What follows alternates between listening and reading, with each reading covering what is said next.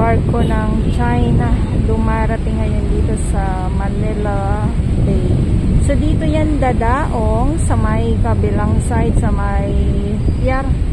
Good afternoon po sa inyong lahat. Nasa Manila Bay Dolomite Beach po tayo.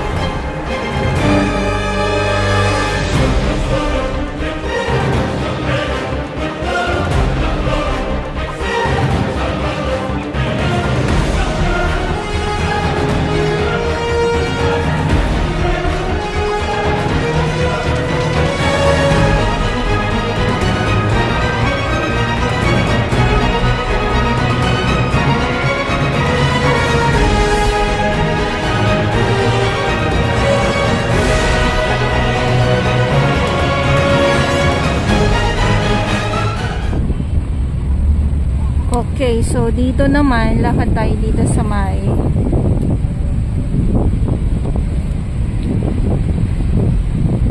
papuntang Dalampasigan. Silipin natin ang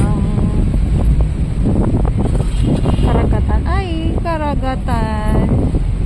So maraming salamat sa ating mga Manila Bay Warriors, Estero Rangers ng DNR. Ang init po! MMDA at ang ating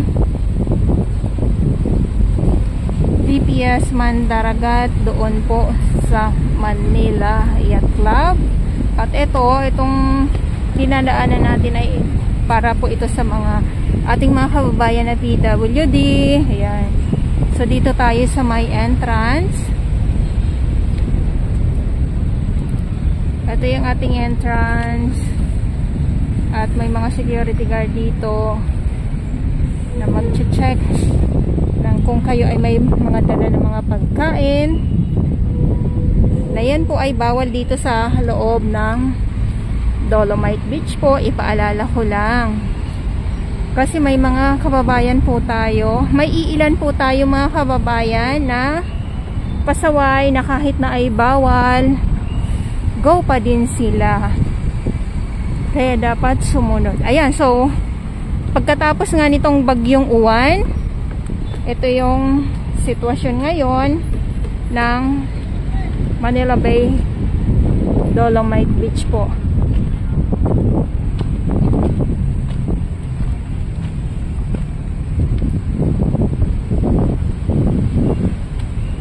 So may mga iilan na tayong nakikita na nandito ngayon sa loob ng mga namamasyal, baliwala yung init sa kanila.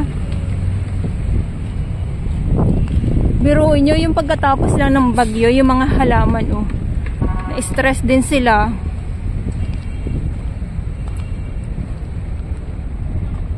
Na-stress din po yung mga halaman, pero babalik din po yan kasi ngayon sobrang init, grabe.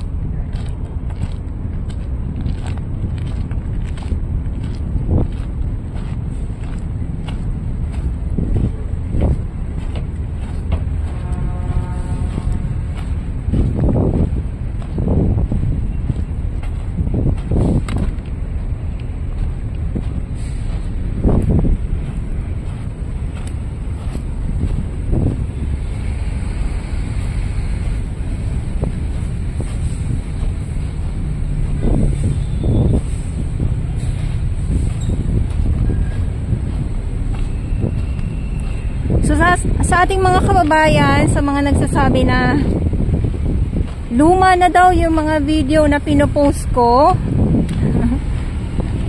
kasi nag-expect talaga sila na pag may bagyo, lalo na yung bagyong uwan, yun yung ini-expect talaga nila na, kasi ano yun, sakop ang buong Pilipinas ng bagyong uwan. So ang iniisip nila ay yung Dolomite Sun mahihigop din po ni Bagyong Uwan. Yan siguro yung iniisip nila. Pero yun nga lang, nandito tayo sa loob ng Dolomite Beach po, naglalakad, nag-update sa kasagsagan ng tirik ng araw.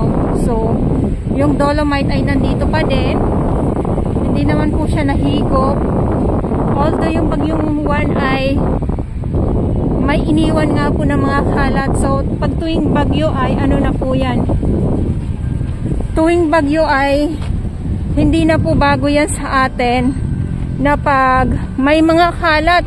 So dito naman may mga ilan tayong mga bisita mismo dito. Ayan, nandyan sila. So yan ay nag-aabang sila ng sunset for today.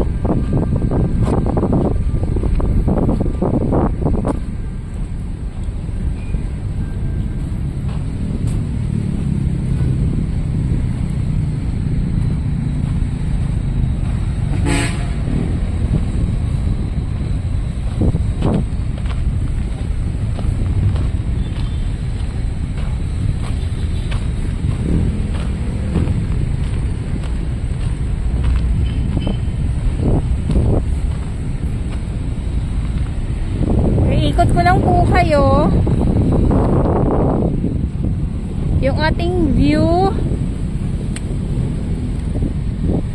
So yung ano yung barko ng ng China ay nakadaong na doon sa kabilang side. Ito yung ating view ngayon. So yung mandamo sa office nandyan pa din. Na sabi ng iba ay nawala na. Lagi. Lahat na lang kailangan ba mawala sa inyo?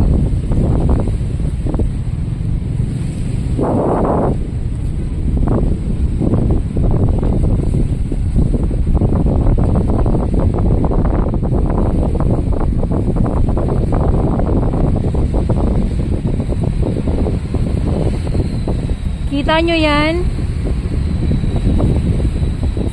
Kita nyo ang bakas ni Uwan na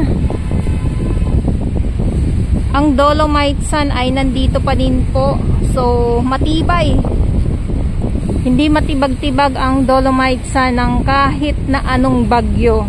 Nandito pa din ang Dolomite Sun. Kaya sa mga umaasa na talaga naman na ma-wash out ang Dolomite, pero mas lalong nagiging matibay. So yung mga kalat nga lang po talaga ay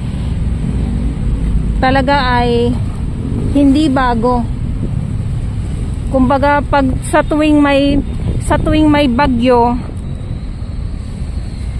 automatic na po itong mga kalat na makikita natin dito sa Manila Bay. Pero mas madali, mas nagiging madali, ulitin ko lang, mas nagiging madali ang paglilinis ng ating mga warriors dahil nga sa Dolomite Sun.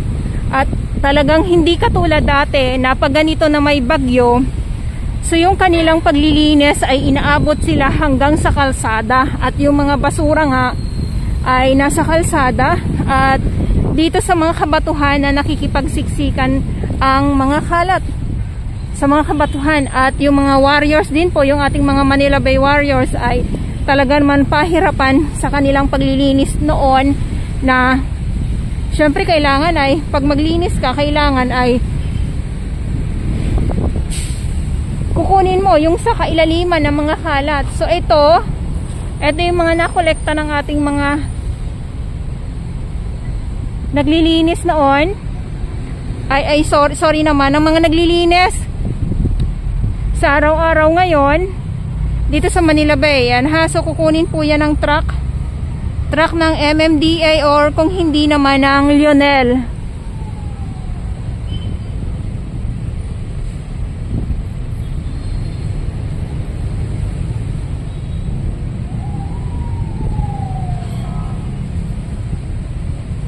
Okay, so good afternoon po sa inyong lahat. Ito yung update ko ngayon sa inyo. Manila Bay Dolomite Beach po tayo ngayong araw, Miyerkules, at